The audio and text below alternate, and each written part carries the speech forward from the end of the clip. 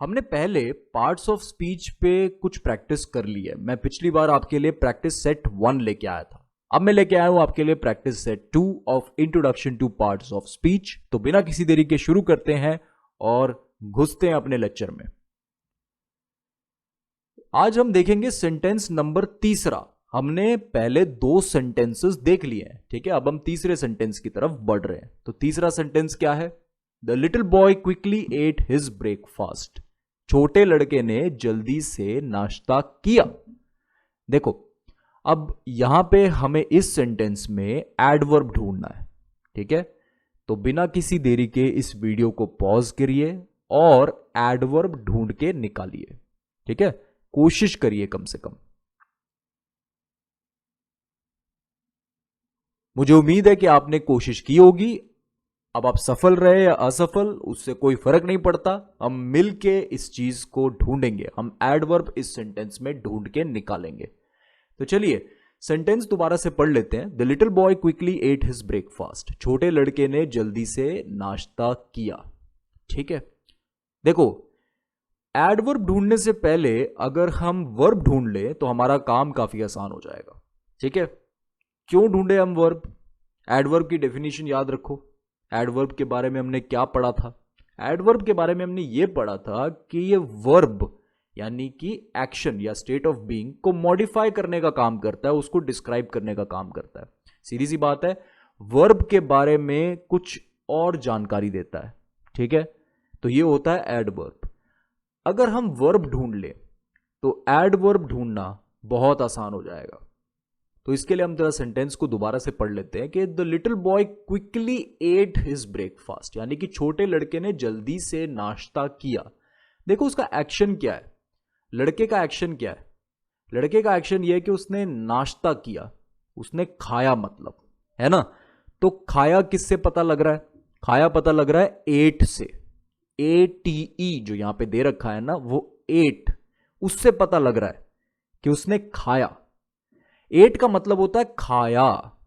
वो खा नहीं रहा है, उसके पास्ट की चीज बताई जा रही है, यानी कि उसके भूतकाल की चीज बताई जा रही है कि उसने खाया था। ईट का जो पास्ट फॉर्म है वो है 8, यानी कि उसका जो भूतकाल का जो फॉर्म है वो है 8। तो 8 मतलब खाया। बात समझ में आई? तो यहां पे खाना खाना जो होता है, बड़ी सीधी सी बात है, एक्शन है। तो 8 क्या हो गया? वर्ब हो गया, ठीक है। तो हमें वर्ब मिल चुका है। अब हमें एडवर्ब ढूंढना है, यानी कि अब इसके बारे में हमें एडिशनल इंफॉर्मेशन ढूंढनी है। क्या कुछ बताया गया इसके बारे में? और देखो, the little boy quickly at his breakfast. अब जो वर्ब है हमारा 8, उसके पहले लगा है क्विकली, कि मतलब फटाफट खाया उसने, ठीक है। ऐसे नहीं आराम आराम से खा रहा था, फटाफट खाया उसने, मतलब कि इसके बारे में और इंफॉर्मेशन दी हमने वर्ब को और ज्यादा डिस्क्राइब किया। तो इसलिए हम कह सकते हैं कि जो क्विकली है वो है हमारा एडवर्ब। इस सेंटेंस में जो एडवर्ब है वो है क्विकली। सीधी सी बात है। यहां पे हम इसको रोक सकते हैं, लेकिन प्रैक्टिस के लिए बाकी पार्ट्स ऑफ स्पीच इस सेंटेंस में ढूंढ लेते हैं, ठीक है। हमारी ही प्रैक्टिस होगी इससे। तो चलिए, पहला शब्द तो इस सेंटेंस में है द। द बोलो, दी बोलो, दोनों ही करेक्ट है। अब यहां पे जो द है वो आर्टिकल है कि नहीं? द आर्टिकल होता है। मैंने आपको पहले बताया था कि आर्टिकल्स को हम इग्नोर करके चलेंगे। अभी हम ज्यादा इनके बारे में सोचेंगे नहीं, मैं इसके बारे में कुछ ज्यादा बताऊंगा नहीं, आगे चल के मैं आपको जरूर बताऊंगा। अभी हम इसको इग्नोर करेंगे, ठीक है। आगे बढ़ते हैं।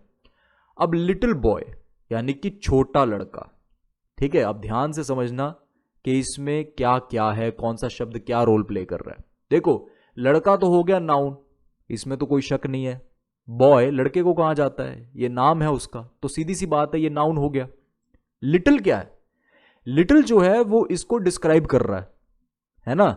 लड़का जो है वो छोटा लड़का है, कोई बड़ा लड़का नहीं है, कोई ऐसा वैसा लड़का नहीं है, छोटा लड़का है, ठीक है। तो इसका मतलब क्या हुआ? लिटिल हो गया एडजेक्टिव। हमें पता है कि जो नाउन या प्रोनाउन को डिस्क्राइब करने का काम करे वो होता है एडजेक्टिव, जो वर्ब को डिस्क्राइब करने का काम करे वो होता है एडवर्ब, है कि नहीं? तो लिटिल क्या हो गया इसमें? एडजेक्टिव हो गया। और बॉय क्या हो गया? नाउन हो गया। सीधी सी बात है। तो यहां पे हमने 3 पार्ट्स ऑफ स्पीच तो बड़े आराम से ढूंढ लिए। हमने एडजेक्टिव ढूंढ लिया, नाउन ढूंढ लिया, एडवर्ब ढूंढ लिया, हमने आर्टिकल भी ढूंढ लिया था द। अब इसके बाद हमने वैसे तो एट भी ढूंढ लिया है। एट क्या है, हमारा वर्ब है ना। तो ये वर्ब भी हमने ढूंढ लिया इसमें। अब बाकी के दो को भी देख लेते हैं, हिज और ब्रेकफास्ट, ये दोनों बचे हमारे। ठीक है, अब देखो हिज मतलब क्या। ठीक है, मैं लड़के को रेफर कर रहा हूं यहां पे। देखो, the little boy quickly at his breakfast, उसका नाश्ता। उसका मतलब किसका, छोटे लड़के का, यानी कि उसका मतलब मैं लड़के को रेफर कर रहा हूं, तो इसका मतलब हिज क्या हो गया, प्रोनाउन हो गया। ठीक है, हिज ब्रेकफास्ट मतलब उसका नाश्ता, उसका मतलब किसका, लिटिल बॉय का। तो सीधी सी बात है, हिज हो गया प्रोनाउन। प्रोनाउन किसको रेफर करता है, नाउन को रेफर करता है। सीधी सी बात है कि नहीं। प्रोनाउन दरअसल नाउन के बदले में यूज किया जाता है। ठीक है, नाउन क्या है, बॉय है, उसके बदले में यूज किया गया है, तो सीधी सी बात है ये प्रोनाउन हो गया। अब यहां पे ब्रेकफास्ट क्या है, नाउन है, ये भी तो नाउन ही है। ब्रेकफास्ट जो है नाश्ता है ना, ये नाम दिया गया है सुबह के खाने को, तो ये क्या हो गया, ये एक चीज है, तो इसे हम कह सकते हैं नाउन। तो मुझे उम्मीद है कि ये सेंटेंस आपको क्लियर हो गया होगा। इसमें हमने काफी पार्ट्स ऑफ स्पीच ढूंढे और सभी बड़े मजेदार थे। ठीक है, अब बढ़ते हैं सेंटेंस नंबर 4 की तरफ, चौथे सेंटेंस की तरफ। The flowers in the garden are blooming, बागों में फूल खिले हैं। वाह, कितनी बढ़िया चीज है। तो यहां पे the flowers in the garden are blooming, इसमें हमें वर्ब ढूंढना है। ठीक है, तो फटाफट वीडियो को पॉज करिए और वर्ब ढूंढिए इसमें।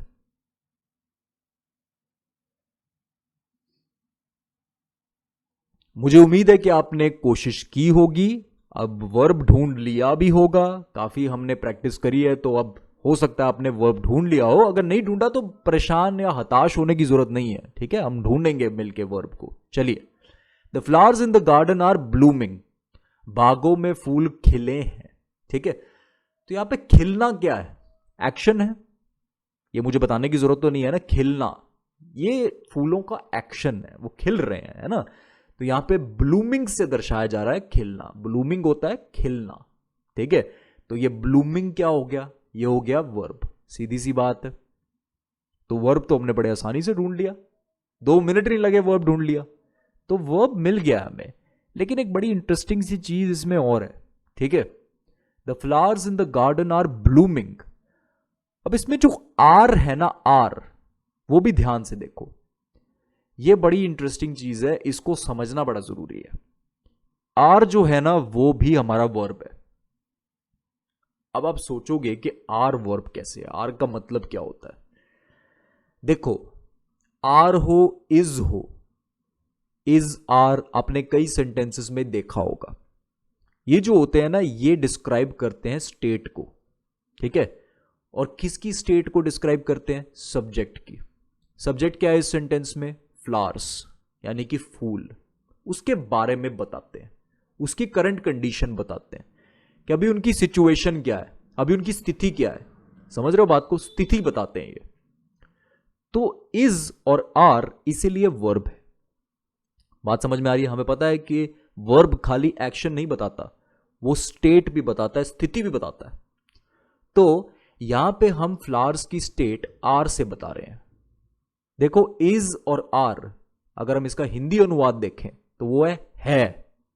बागों में फूल खिले हैं। देखो, हम ये कह रहे हैं कि वो ऐसे हैं, मतलब हम स्थिति बता रहे हैं। बात समझ में आ रही है। तो है को हम दर्शा रहे हैं आर से। यहां पे देखो, इज का इस्तेमाल किया जाता है सिंगुलर सब्जेक्ट के लिए, सिंगुलर सब्जेक्ट को डिस्क्राइब करने के लिए।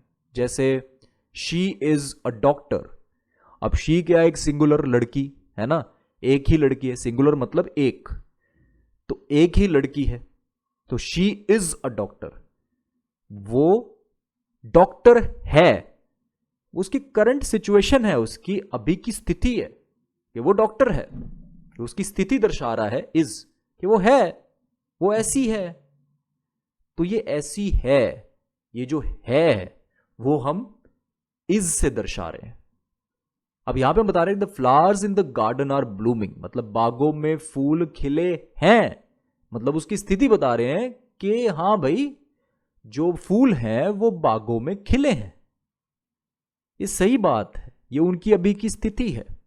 समझ रहे हो बात को? तो स्थिति किससे दर्शाई जा रही है? वो आर से दर्शाई जा रही है। और यहाँ पे फ्लावर्स है, मतलब कि एक से ज्यादा फ्लावर है, तो इसका मतलब क्या हुआ? हम आर यूज करेंगे, इज नहीं करेंगे। बात समझ में आ रही है? तो आर का इस्तेमाल हम कब करेंगे? जब सब्जेक्ट प्लूरल हो। प्लूरल होता है एक से ज्यादा।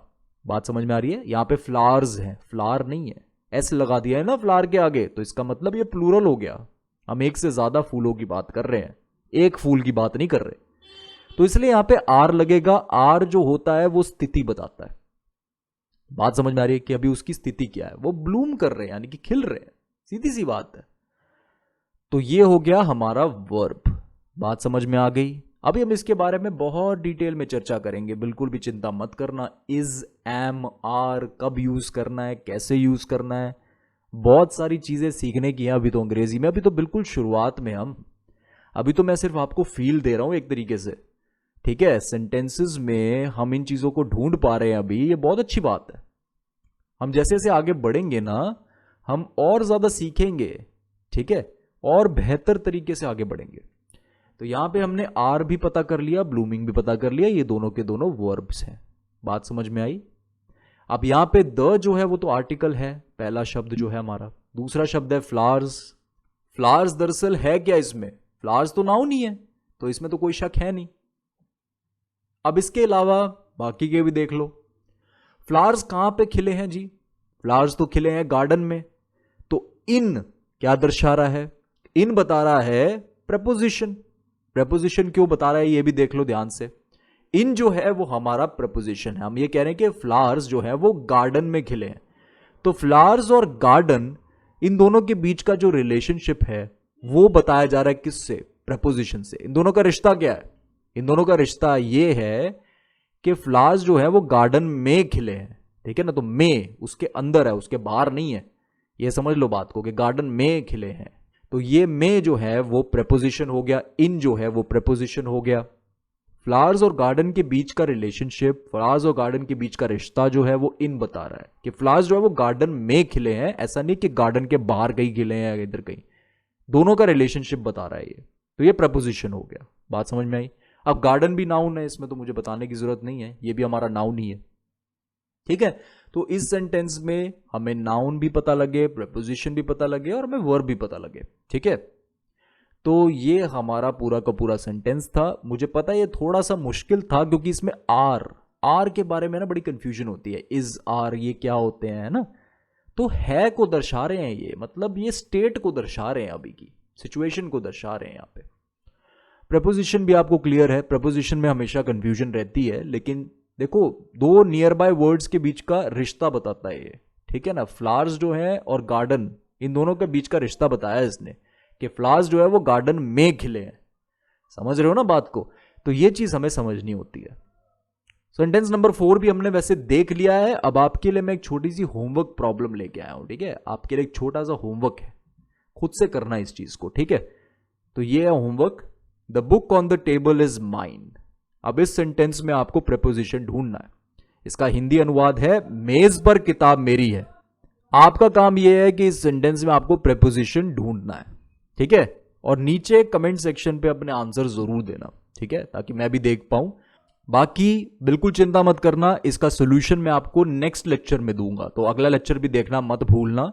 सिर्फ प्रपोजिशन ही नहीं बताऊंगा, बल्कि इसमें सारे पार्ट्स ऑफ स्पीच में आपको बताऊंगा, ठीक है? आपका काम फिलहाल प्रपोजिशन को ही ढूंढना है, ठीक है? आप प्रपोजिशन ही ढूंढिए। वैसे अच्छा होगा अगर आप बाकी सारे भी ढूंढ ले, लेकिन प्रपोजिशन ढूंढिए पहले, ठीक है? और नीचे कमेंट सेक्शन में अपने जवाब जरूर लिखिए, ठीक है? तो बहुत बहुत शुक्रिया, आपने इस लेक्चर को देखा। उम्मीद है आपको इससे कुछ वैल्यू तो मिली होगी, कुछ आपने सीखा होगा नया, ठीक है? तो आगे हम मिलेंगे अगले प्रैक्टिस सेट पे। मैं आपके लिए एक और प्रैक्टिस सेट लेके आऊंगा, उसमें मैं होमवर्क प्रॉब्लम का भी सोल्यूशन दूंगा और कुछ और क्वेश्चंस भी लेके आऊंगा, ठीक है? और सेंटेंसेस भी आपके सामने रखूंगा और फिर हम पार्ट्स ऑफ स्पीच उन सेंटेंसेस के भी अच्छे से देख लेंगे। तो चलिए मिलते हैं अगले लेक्चर में।